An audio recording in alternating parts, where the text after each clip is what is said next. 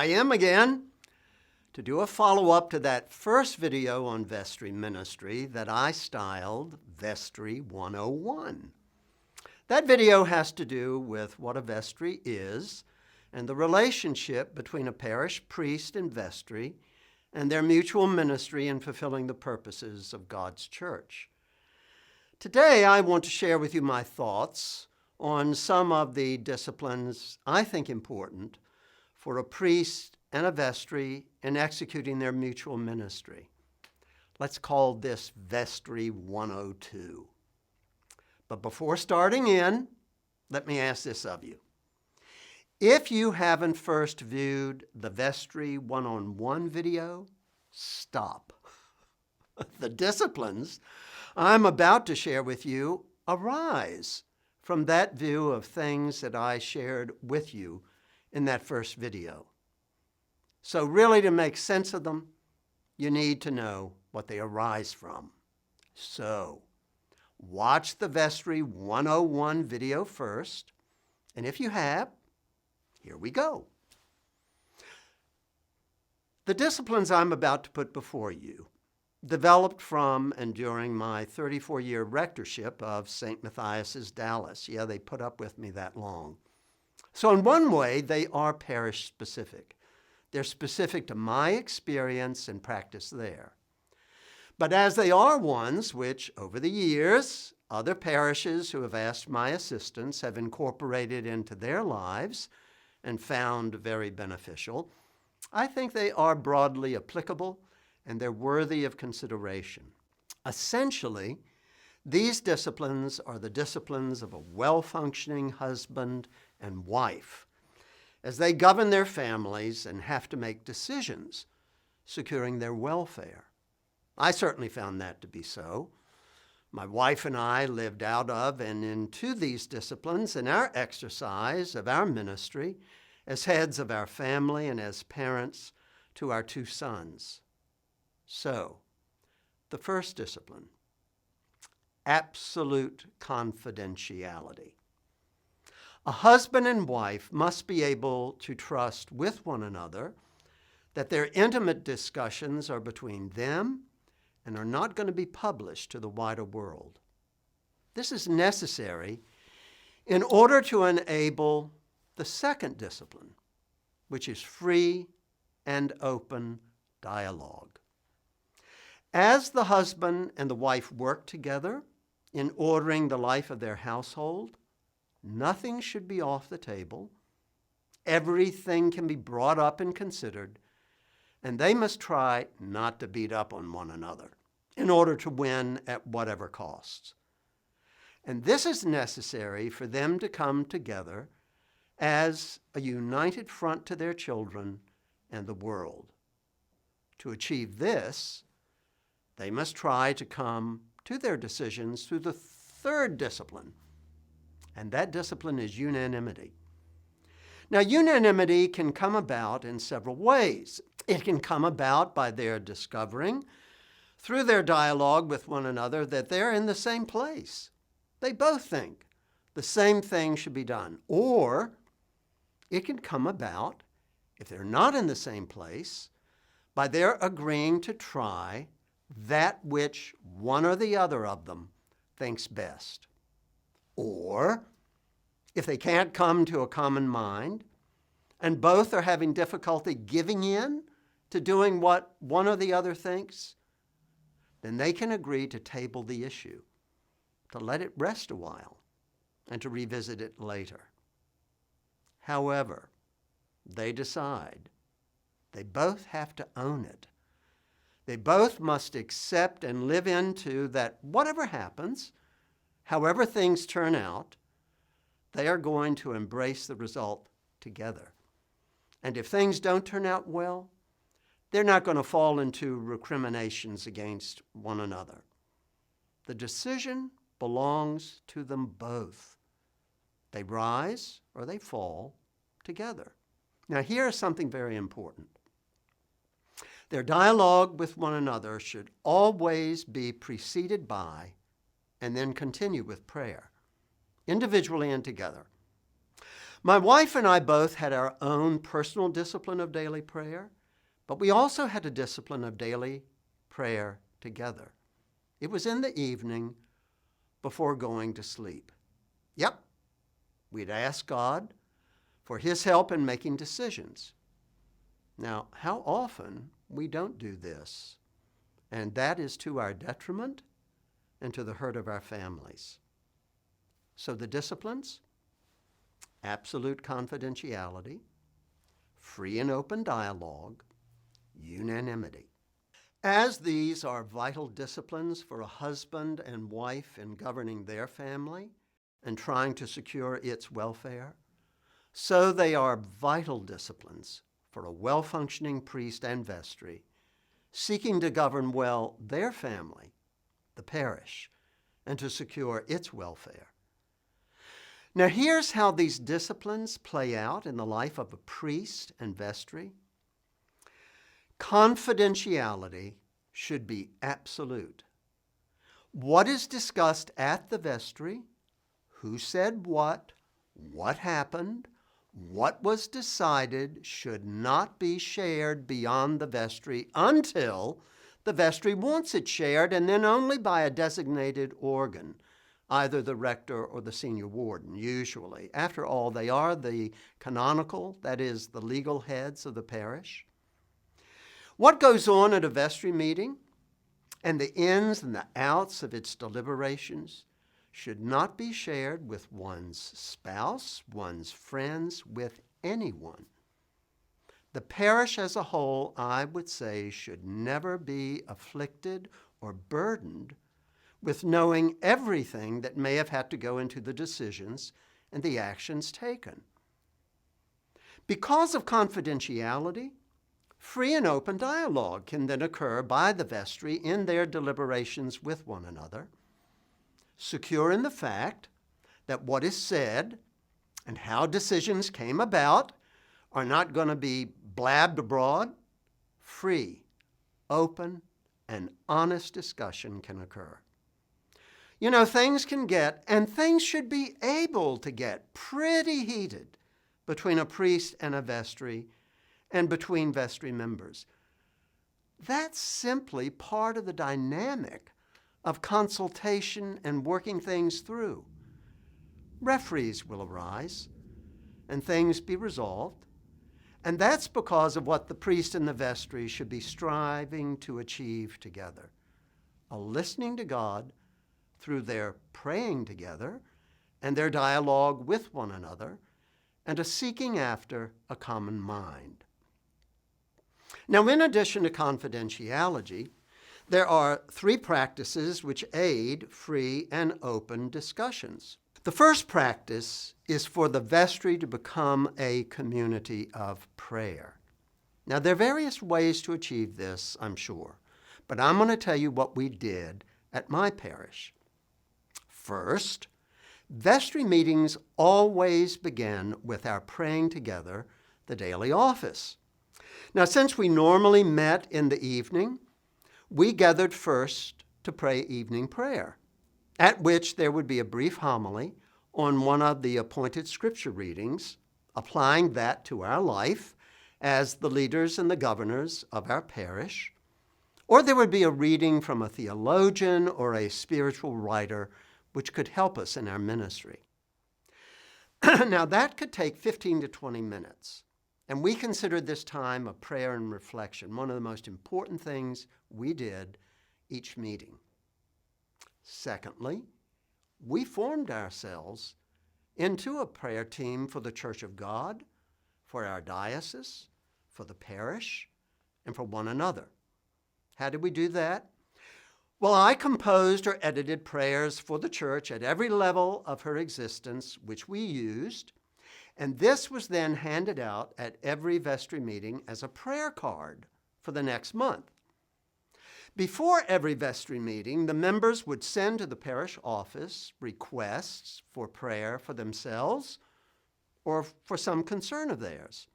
And those requests would then make up the final section of the prayer card. We wanted all of these prayers for the Church of God, for the diocese, for our parish and for ourselves offered every day of the week, except for Sunday. So the vestry members selected or were assigned which day of the week they covenanted to offer these prayers. As part of the following month's meeting, we would share with one another what had transpired in respect to our personal request.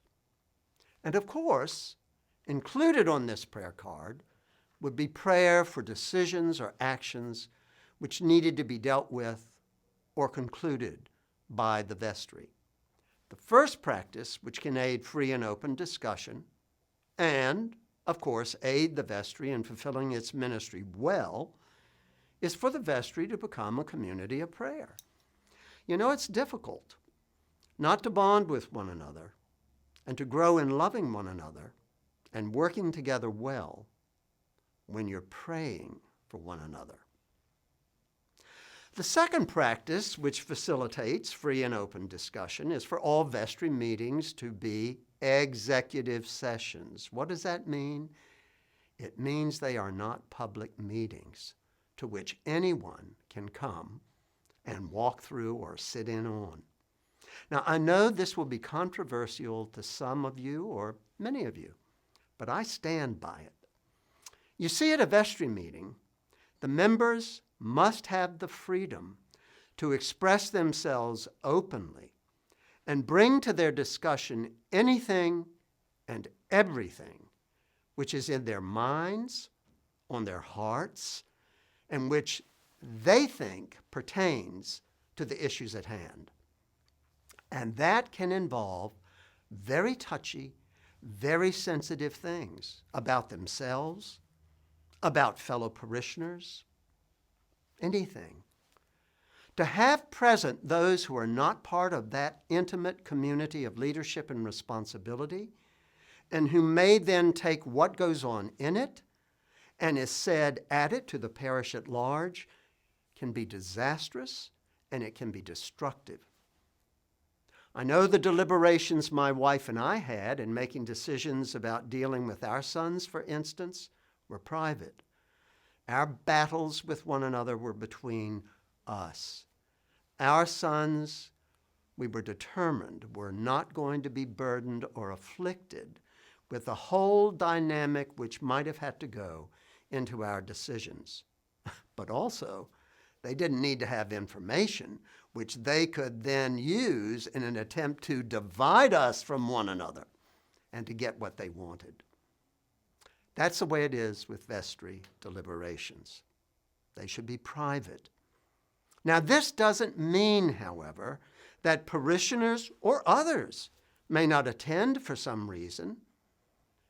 And we made for that. We accommodated for that in these ways. One, parishioners who wished to attend a vestry meeting to address some matter would request this of the rector or the senior warden, and of course they would be granted permission. They were invited and asked to attend the office of prayer with us, and then immediately after we sat down for the meeting, they were given the floor and we dealt with their concern. And then they would leave. Or secondly, let's say someone wanted to attend and to witness an entire regular vestry meeting to see how it was conducted. What we would then do was that normal and uncontroversial items of business would be dealt with first and in their presence. You know, the approval of minutes, the financial report, reports from the various commissions, things like that. And then the vestry would adjourn. We would say goodbye to the visitor, and then, if there were any sensitive or potentially sensitive items to deal with, we would reconvene. The third practice, which can aid free and open discussion, is to conduct meetings by rules of order. Now, it doesn't have to be as elaborate a system as our legislative bodies observe. It can be as simple and as easy as we observe at diocesan convention. Priests should be trained in the rules of order, and I made sure my curates were trained because in my training of them, I would also have them run vestry meetings. So they didn't go out from my parish not knowing what to do. Rules of order, were developed to enable every single voice to be heard. Failing that, what you can easily get is the power personalities on the vestry controlling things. And there are always power personalities on a vestry. Now to the final important discipline for the priest in vestry.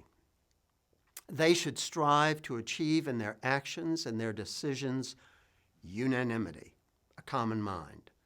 I can tell you, there was never a decision at St. Matthias's Dallas, other than piddling things like what telephone company to go with or what copier to lease or things like that, which did not achieve unanimity. That's what we always strove for, and which our disciplines of confidentiality and open and frank discussion helped us achieve. We talked, we debated, we discussed, we ensured everyone got to have their say and their input, and if we then couldn't come to a common mind, we tabled it. We revisited it the next month, all of us committed to praying for the Lord's guidance daily through that next month. And then if we still couldn't, we tabled it again. We prayed some more. The kingdom rarely is at risk for rising or falling on how quickly decisions are made. And you know what? Sometimes we discovered that really nothing needed to be done. Eventually, we all did come to a common way forward that we all agreed to, that we would all stand by, and that we would all take the hit for, even if the entire parish flew at us with knives and cudgels. Now, if you think what I put before you could make the length of vestry meetings horrific, think again. Normally, we started at 6:30 in the evening with about 20 or so minutes given over to evening prayer and the theological reflection. Then it took us about 5 minutes to move from the church to our administration center where the conference room was and where we would meet and settle down. And then we started right in, and we would be finished usually between 8 to 8:30. That's not bad. Now, of course, this was facilitated by an efficient, a deliberate conduct of the meeting and preparation by every single one of us for it. That's a whole other topic. So my final thoughts to share with you about disciplines I believe important for the vestry have to do with how to deal with one another. Here we go. The priest and the vestry should try hard to live out in their life together these 9 things. First, forbearance. What's forbearance? Putting up with others, cutting them some slack. Avoid nitpicking, constant fault-finding. Don't be overcritical of others' idiosyncrasies and faults and mistakes. You have enough of them on your own. You and I need the forbearance of others. Let's give it. Secondly, honesty. What do I have in mind? Speak the truth. And if you make a mistake, admit it and try to correct it. 3, humility. What's this? Recognize and accept your gifts and your weaknesses. Pass compliments for your gifts on to God. Go to Him for help with your weaknesses. Listen to others. Don't think you've got the only right perspective on something and then defend it as if it were Custer's last stand. 4th, apologize readily. That is one of the hardest things for most of us to do, and yet it is one of the most helpful things in building a healthy, well-functioning community. When you have erred in any way, admit it publicly to one another and ask for forgiveness and help and prayer to do better. 5, encourage open discussion of differences of opinion, criticisms, complaints. Encourage people to speak out. How do we do this? Shut up. You don't need to control the discussion. Intentionally ask others what they think. Don't come on like gangbusters in putting forward your thoughts. Don't make threats about what you're going to do or not going to do if something isn't the way you think it ought to be or isn't done the way you think it ought to be done. 6, don't operate behind the scenes, forming alliances with others to get them on your side. 7, forgive quickly if someone hurts or offends you. You know, that's a key point in the Our Father. And forgive us our trespasses as we forgive those who trespass against us. Don't you get the logic of Jesus' point? How can we be forgiven if we are not forgiving others? 8, be positive and look for the positive. Negativity is not only not attractive, it's destructive to the person who is this way, and it's destructive to the community. Finally, number 9, empower people for ministry. How do you do that? Let people have their input. Consider their suggestions. Don't be a dictator. Speak encouragingly. So in conclusion, I'm going to ask you to enter into prayer with me now as I lead you in the prayer that I pray weekly on Tuesdays for the priest and the vestries of our diocesan parishes. Here it is. Almighty God, source of all wisdom and understanding, bless the priests and their vestries of the parishes of our diocese. Teach them in all things to seek first your honor and glory, and give them humility to follow your Son's teachings, wisdom to avoid false choices, discernment to discover those things of their life which work against their being fruitful vineyards of your church, and then the desire and the ability to correct them. Give them vision to see your true calling for them, and finally, give them the courage, the energy, and the grace to seek, to pursue, and to accomplish your will for them. That's it. God bless you.